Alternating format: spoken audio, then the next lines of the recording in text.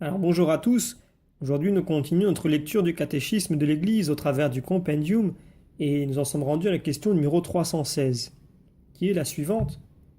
Qui peut recevoir le sacrement de l'onction des malades? Eh bien une réponse brève. Tout fidèle peut le recevoir lorsqu'il commence à se trouver en danger de mort en raison de la maladie ou de son âge. Le même fidèle peut le recevoir de nouveau plusieurs fois si l'on constate une aggravation de la maladie ou dans le cas d'une autre maladie grave. La célébration du sacrement doit être précédée, si possible, de la confession individuelle du malade.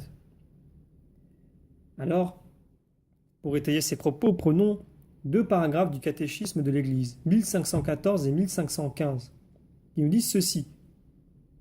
L'onction des malades n'est pas seulement le sacrement de ceux qui se trouvent à toute extrémité.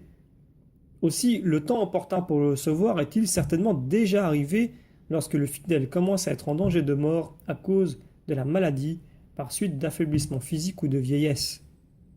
Si un malade qui a reçu l'onction recouvre la santé, il peut, en cas de nouvelle maladie grave, recevoir de nouveau ce sacrement. Au cours de la même maladie, ce sacrement peut être réitéré si la maladie s'aggrave. Il est approprié de recevoir l'onction des malades au seuil d'une opération importante. Il en va de même pour les personnes âgées dont la fragilité s'accentue.